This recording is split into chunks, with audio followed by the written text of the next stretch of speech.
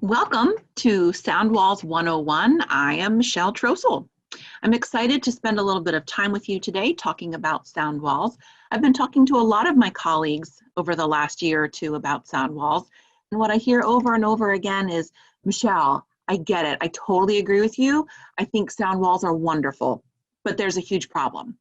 I wasn't taught as a beginning reader about the sounds of English. I wasn't taught in my college work to become a teacher about the sounds of English. I'm not really sure what the sounds are. Like, I can fake it well enough to teach my phonics program, but what you're asking here is a lot. I'm not comfortable, I'm not confident, I'm not really sure how the sounds work, and I really don't know how to teach the sounds to students and sound like I know what I'm talking about. So hopefully I'll be able to help a little bit with that today. So we have some goals for our time together. We're going to discuss the articulatory features of sounds. We're going to identify how you place sounds on a sound wall, and then we'll explore some opportunities to use the sound wall to support students. All right, so first it's important that we agree on some language here. It's important that we are using correct language to explain what we mean, and that we are all having the same understanding of the vocabulary we're using. So first and foremost, vowels and consonants are sounds. They're not letters, okay?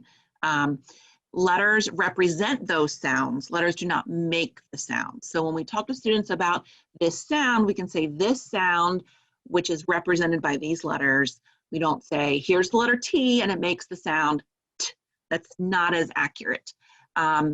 A phoneme is the proper word for a sound. A phoneme is the smallest unit of sound. And then graphemes are the letter or letters that represent that sound. So you'll hear me use the words phoneme and grapheme throughout this presentation. There are actually 44 sounds in the English language, so 44 phonemes. There's a little bit of discussion among those that are, the absolute experts, but generally there can be agreement in those 44 sounds. And then each of those sounds can be represented by 1, 2, 3, or even 4 letters, so graphemes. For example, in the word cat, the A sound is represented by 1 grapheme, the letter A. In the word neighbor, the A sound is represented by 4 letters, the grapheme EIGH. Okay, so it can be really tricky knowing when we represent phonemes with certain graphemes.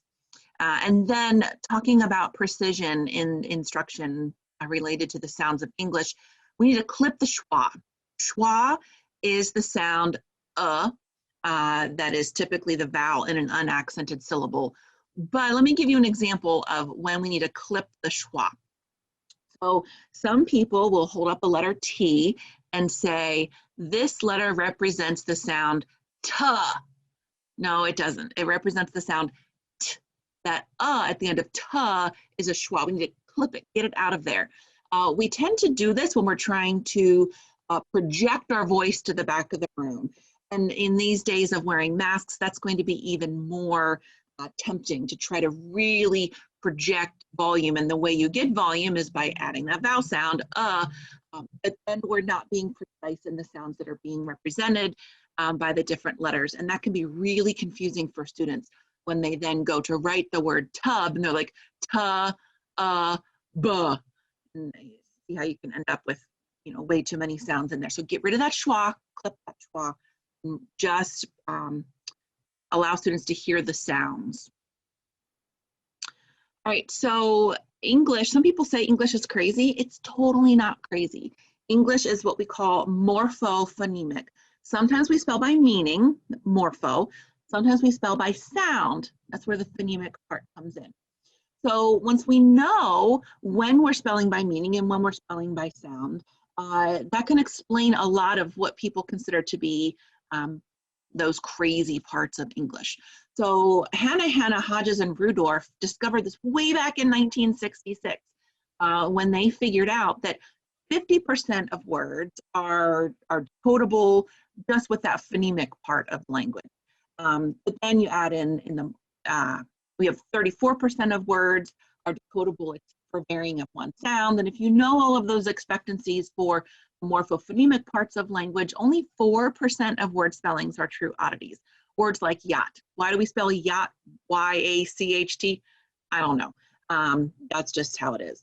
But I wanted to give you an example of a word that would be decodable except for one sound. So in our attempt to teach high frequency words to students, one of those high frequency words would be said. When I taught first grade, I taught my students, here's said, S-A-I-D, you just have to memorize it. Well, that's not really true. When we think of the word said, we have three sounds, s, d. The s is represented by the letter S, just the way we would expect. The d is represented by the letter D, just like we would expect. But then that sound in the middle, we would expect the letter E, but in the word said, we spell that sound with the letters A-I. If we just explain that to students, you know, they're pretty adjustable, and they'll be like, okay, cool, so that's how it works.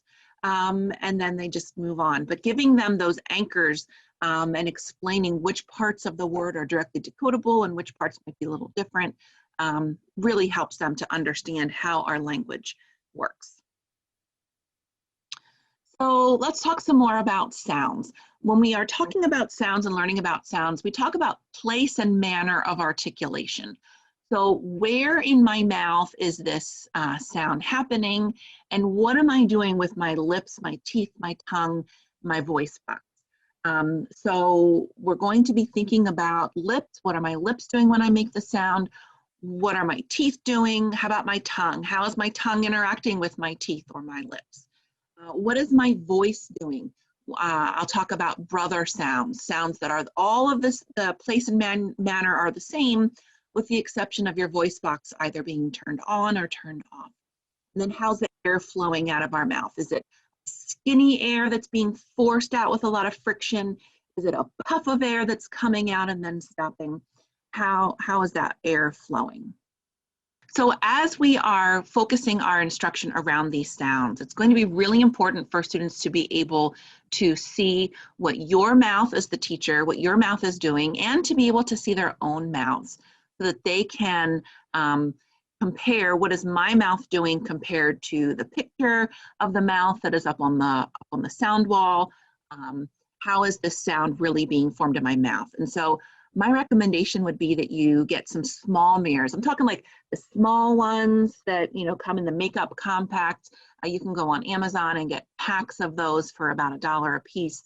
You could get a larger mirror, but then you run the risk of, you know, I mean, they're kids. If they can see their whole face, they're going to be making silly faces in that mirror. A small mirror allows them just to focus on their mouth.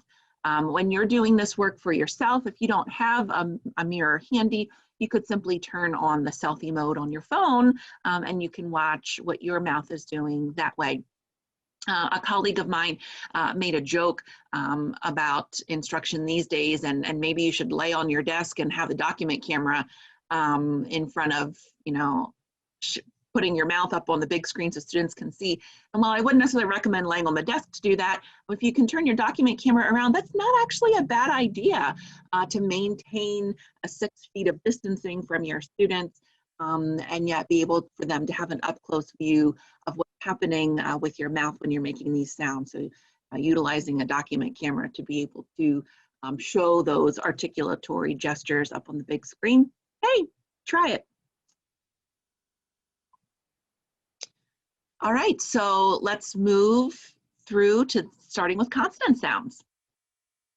So here we have the consonant phoneme chart, which helps us to understand that place and manner of articulation.